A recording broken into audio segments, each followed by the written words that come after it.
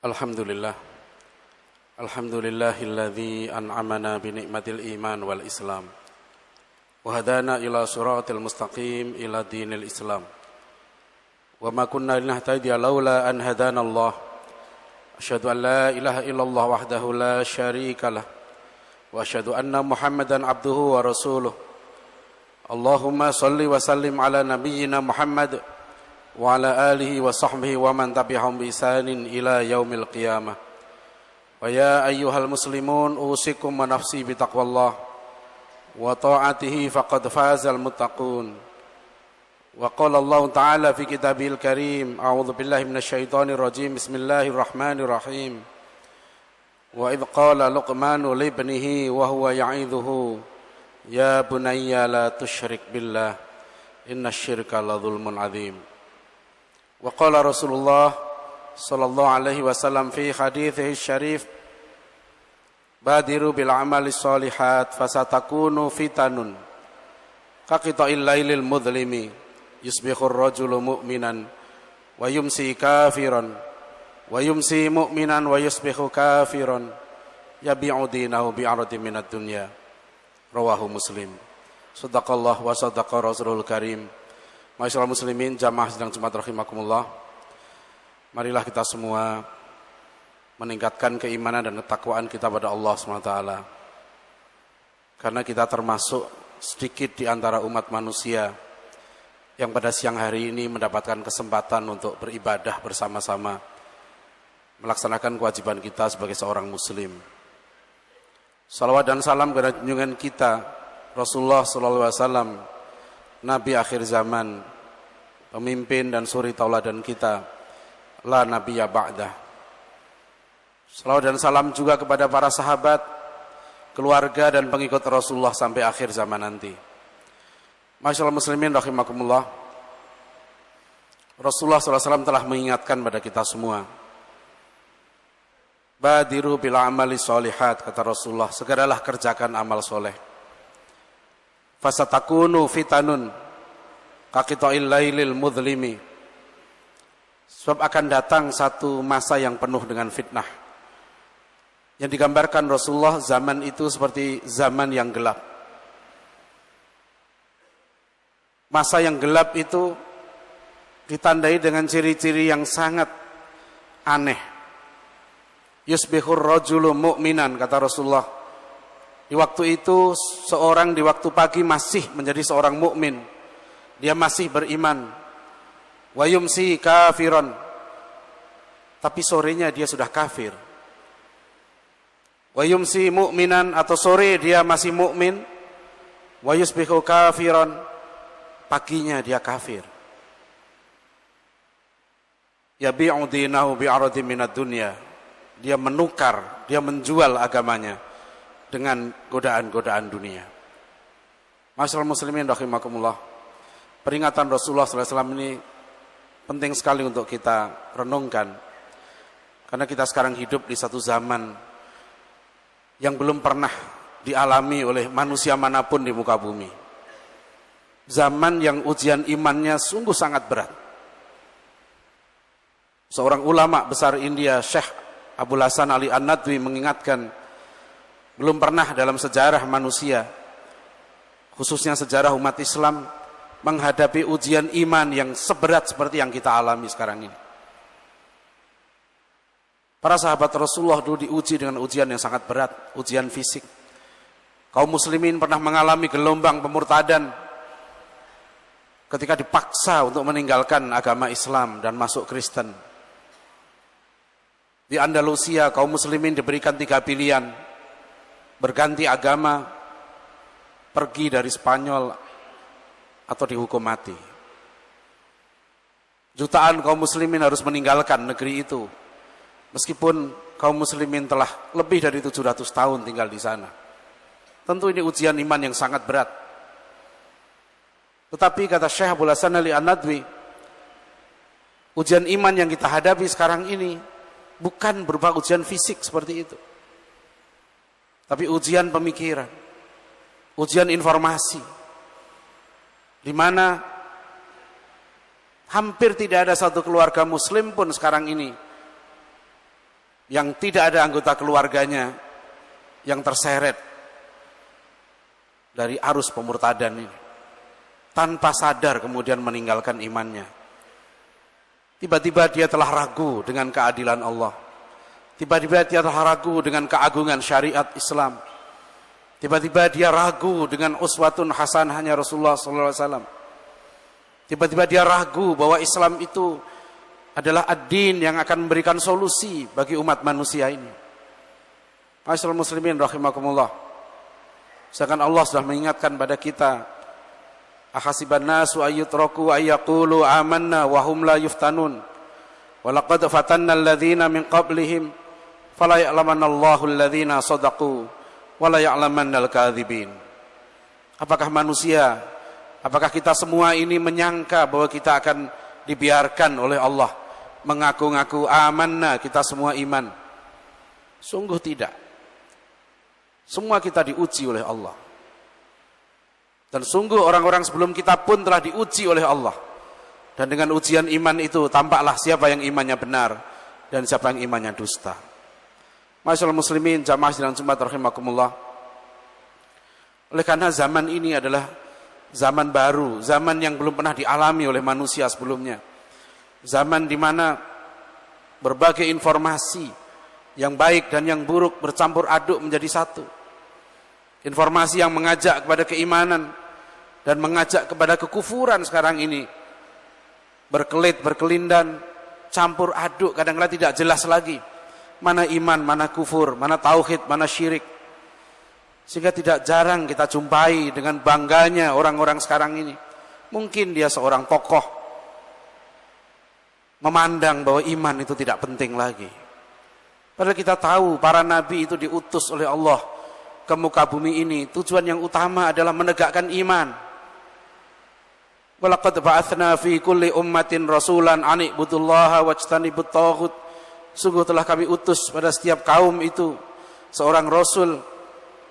Misi utama rasul ini adalah an ibudullaha wajtanibut taghut, agar kita semua semata-mata menyembah Allah dan meninggalkan taghut. Ma'asyiral muslimin rahimakumullah. Itulah mengapa Nabiullah Ibrahim alaihissalam namanya kita sebut senantiasa dalam sholat kita. Kita padukan sholawat kepada beliau dengan sholawat kepada Nabi kita Muhammad SAW. Nabiullah Ibrahim alaihissalam bukan seorang kaisar. Beliau bukan seorang raja. Beliau bukan seorang konglomerat. Beliau bukan seorang panglima perang. Bahkan Nabiullah Ibrahim itu beliau diusir, dibakar. Sendirian beliau menghadapi keluarganya, masyarakatnya, menegakkan kalimat tauhid. Berperang melawan kemusyrikan. Ma'asyiral muslimin rahimakumullah. Beliau harus berkata kepada ayahnya sendiri, wa idh qala Ibrahimu li abihi azara atattakhidhu asnaman aliyah inni araka wa qaumaka fi dhalalim mubin. Ingatlah ketika Ibrahim berkata kepada ayahnya Azar, mengapa wahai ayah engkau menjadikan patung-patung berhala-berhala itu sebagai sesembahan? Sungguh aku melihat engkau dan kaummu ini berada dalam kesesatan yang nyata. Nabiullah Ibrahim alaihissalam kemudian menghancurkan patung-patung, tradisi-tradisi syirik itu. Beliau lawan seorang diri. Bahkan beliau kemudian harus mengungsi dari negerinya. Beliau didik anaknya Ismail, Ishak. Ismail kemudian menjadi seorang pemuda yang luar biasa. Di masa kanak-kanak Ismail telah rela untuk mengorbankan dirinya demi ketaatan pada Allah SWT. Bagaimana ma'asyiral muslimin rahimakumullah? Para nabi memang manusia-manusia yang ujiannya paling berat. Ujian imannya paling berat dibandingkan dengan semua manusia yang lain. Kita ma'asyiral muslimin rahimakumullah sekarang mendapatkan amanah. Bagaimana qu anfusakum wa ahlikum nar. Jaga dirimu dan keluargamu dari api neraka. Sehingga di Al-Quran dikisahkan seorang Luqmanul Hakim, seorang ayah yang begitu hebatnya mendidik anaknya.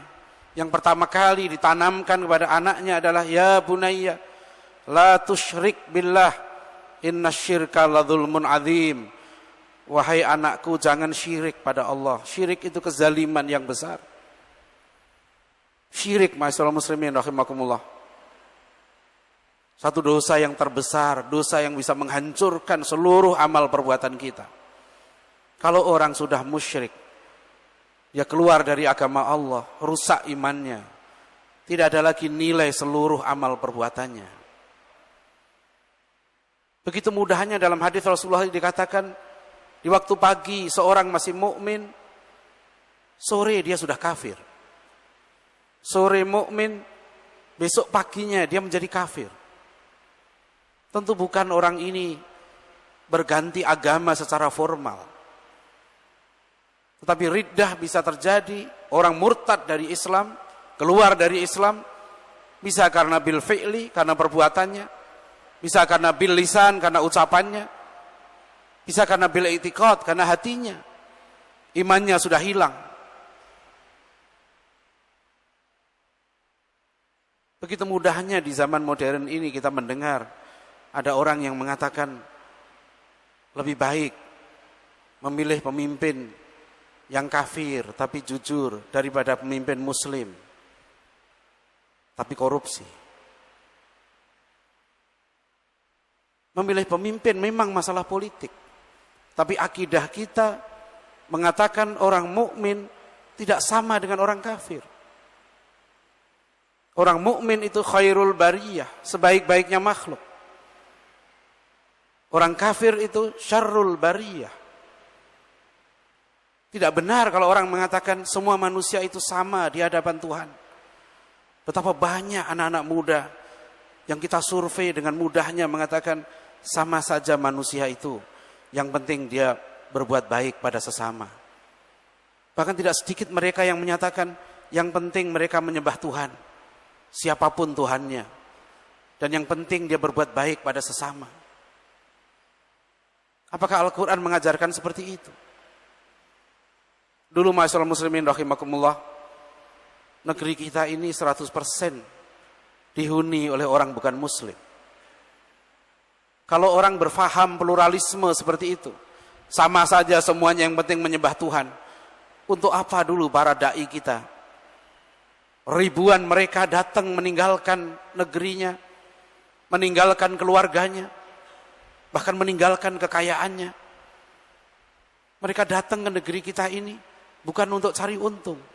Memang mereka kemudian menetap di sini. Mereka menyebarkan Islam di sini dan dengan sengaja merancang strategi yang matang untuk mengubah negeri ini agar penduduknya dari kafir menjadi muslim. Beratus-ratus tahun kemudian negeri ini menjadi negeri muslim yang terbesar di dunia. Prestasi dakwah yang sulit dibayangkan di negeri yang lain. Tanpa bantuan tentara, tanpa bantuan militer, para ulama kita dulu mampu menyatukan negeri ini dengan satu agama dan satu bahasa. Satu agama Islam dan satu bahasa Melayu. Penjajah datang, ma'asyiral muslimin rahimakumullah, beratus-ratus tahun. Mereka terus-menerus menggempur akidah umat kita di sini. Berusaha keras dengan politik, ekonomi, dengan segala cara bagaimana mengganti agama penduduk negeri kita ini. Dari kafir, dari muslim menjadi kafir. Hari ini ma'asyiral muslimin rahimakumullah, seorang tokoh misionaris, hari ini seorang tokoh misionaris terbesar di Pulau Jawa ini, yang dianggap berhasil mengkristenkan untuk pertama kali ratusan orang Jawa, hari ini diberi penghargaan sebagai tokoh nasional setingkat dengan pahlawan. Para ulama dulu ma'asyiral muslimin rahimakumullah berjuang keras menjaga akidah umat. Pesantren-pesantren kita dulu, sekolah-sekolah kita dulu melahirkan para pejuang, melahirkan para dai yang cita-cita mereka satu, bagaimana ke masyarakat mengajarkan Islam, mengajarkan akidah Islam. Politik, ekonomi dikuasai oleh kaum kafir, tapi akidah umat tidak bisa dibeli. Beberapa penelitian menunjukkan meskipun ratusan tahun penjajah menjajah kita, hampir tidak kita jumpai orang muslim yang murtad dalam jumlah yang massal. Tapi setelah penjajah itu pergi, justru banyak sekali orang muslim yang kemudian murtad dari agamanya. Masyaallah muslimin rahimakumullah. Zaman fitnah ini luar biasa. Zaman penyebaran kemusyrikan, kekufuran luar biasa. Dan yang melemahkan keimanan umat Islam sekarang ini bukan lagi sosok-sosok yang berbeda kulit dengan kita. Mungkin dia orang yang berwajah, yang berpeci, yang berwajah tokoh agama Islam juga. Tapi menganggap bahwa iman itu tidak penting. Yang penting adalah dia berperi kemanusiaan. Sejak kapan, masyaallah muslimin rahimakumullah, Al-Quran mengajarkan seperti ini? Kalau hanya untuk demi ekonomi, demi kemanusiaan, bukan begitu dulu para ulama. Mereka datang ke negeri kita ini memang dengan jelas berdakwah, menyusun strategi, melakukan langkah-langkah yang sangat sistematis, bukan asal-asalan. Dan sungguh-sungguh mereka masuk ke daerah-daerah pelosok yang susah ditembus oleh manusia biasa dan kemudian mendakwai masyarakat negeri kita ini.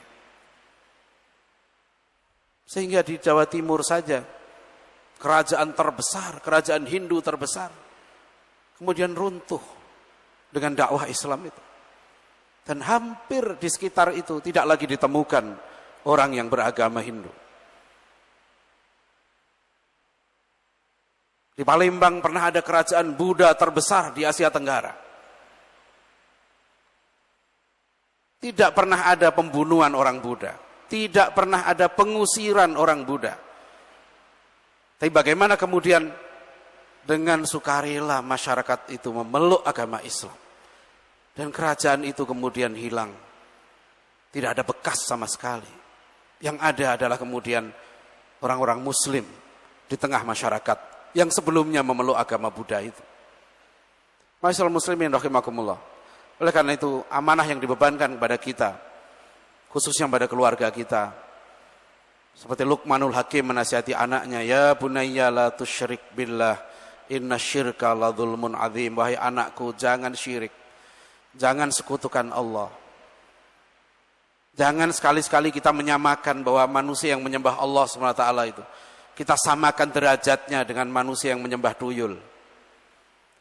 Jangan pernah terlintas dalam benak anak-anak kita bahwa orang-orang yang mentauhidkan Allah sama derajatnya dengan manusia-manusia yang menyembah genderuwo, yang menyembah batu. Tidak sama derajatnya. Jangan karena faham-faham modern kemudian mereka terpengaruh. Soal politik kita tidak tahu bahwa yang memimpin adalah yang kuasa. Tapi keimanan kita jangan pernah tergadaikan. Karena sekali iman itu hilang, seluruh amal tidak ada gunanya.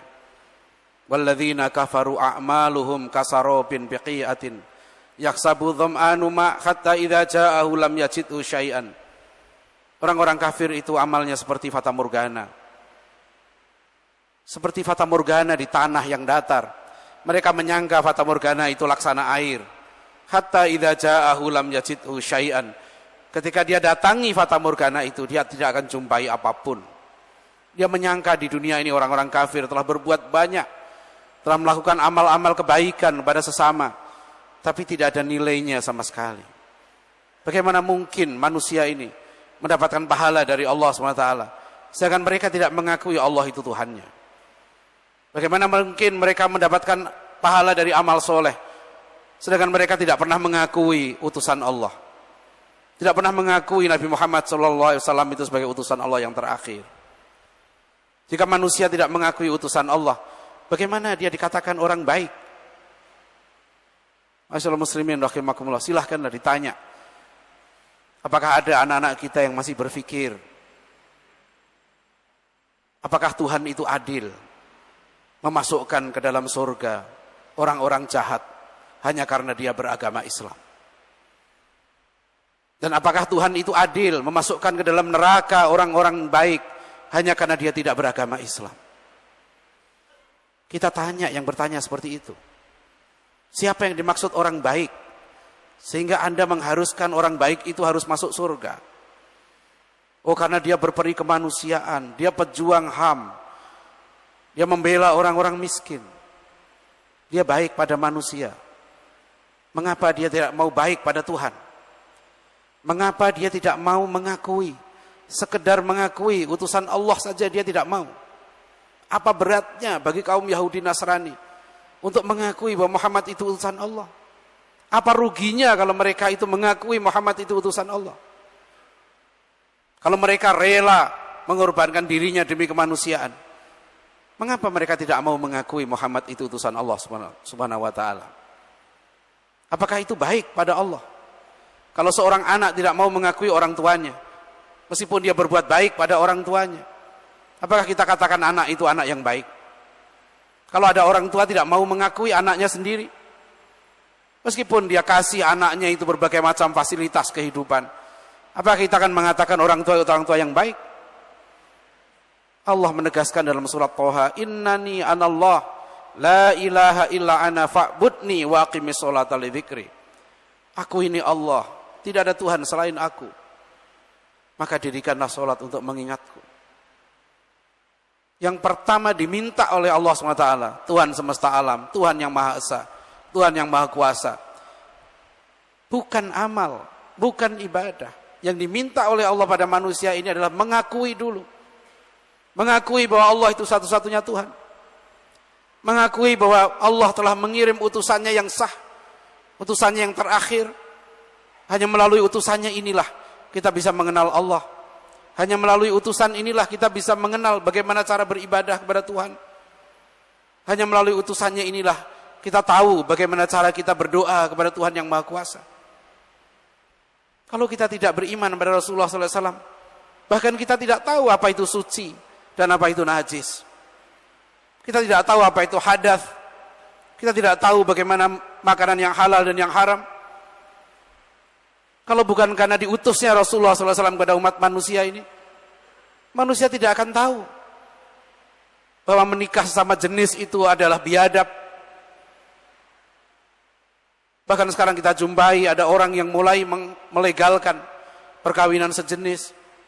Bahkan ada yang kawin sesama saudara, ada yang kawin dengan ibunya sendiri, ada yang kawin dengan anjing. Kalau bukan karena diutusnya Rasulullah SAW, bagaimana kita tahu mana halal, mana haram? Kalau orang menolak mengakui Tuhannya Allah dan menolak mengakui Nabi Muhammad SAW adalah utusan Allah, kita tidak bisa mengatakan manusia itu manusia baik. Ma'asyiral muslimin rahimakumullah. Oleh karena itu, kita wajib menjaga keluarga kita, anak-anak kita. Ajaklah anak-anak kita setiap saat berdialog. Kalau dia pulang dari sekolah, jangan lagi anak-anak kita berpikir bahwa dulu asal-usulnya adalah monyet. Jangan anak kita pernah berpikir bahwa dia tidak ada kaitan apapun dengan Nabi kita Muhammad SAW. Bahwa dia adalah pelanjut amanah risalah. Jangan sampai anak kita berpikir bahwa dia tidak pernah mengenal ulama-ulama yang menjadi pelanjut perjuangan para nabi. Warathatul anbiya. Jangan-jangan sampai anak kita berpikir, ma'asyiral muslimin rahimakumullah, bahwa sebenarnya semua manusia itu sama saja, agamanya apapun sama. Yang penting dia berbuat baik pada sesama. Kita perlu betul-betul menjaga, karena nanti kita di akhirat akan ditanya oleh Allah. Hari itu, di hari akhir nanti, yauma yafirul mar'u min akhihi wa ummihi wa abihi wa sahibatihi wa banihi likulli imri'in minhum yauma idzin sya'nu yughni. Di hari akhir nanti seorang akan lari dari bapaknya, lari dari ibunya, lari dari saudaranya, suami lari dari istrinya, dari anaknya. Masing-masing orang sibuk dengan urusannya sendiri-sendiri. Kita bertanggungjawabkan di hadapan Allah nanti di akhirat bahwa kita telah menjaga keluarga kita. Qu anfusakum wa ahlikum naro. Didiklah anak-anak kita dengan iman yang kuat, sehingga dimanapun dia berada, maka dia selalu menjadi manusia-manusia yang beriman dan bertakwa, yang menegakkan akhlak yang mulia, bahkan bisa menjadi contoh bagi seluruh masyarakat yang lain. Demikian ma'asyiral muslimin rahimakumullah. Mudah-mudahan kita diberi kekuatan oleh Allah, kekuatan iman kita, diberi bimbingan oleh Allah untuk bisa membimbing keluarga kita, sehingga kita bisa bertanggung jawab di akhirat nanti, bahwa kita telah melaksanakan amanah kita dengan benar. Barakallahu li wa lakum bil Qur'anil azim, wa nafa'ani wa iyyakum bima fihi minal ayati wa dzikril hakim. Aqulu qali hadza wastaghfiruh, innahu huwal ghafurur rahim.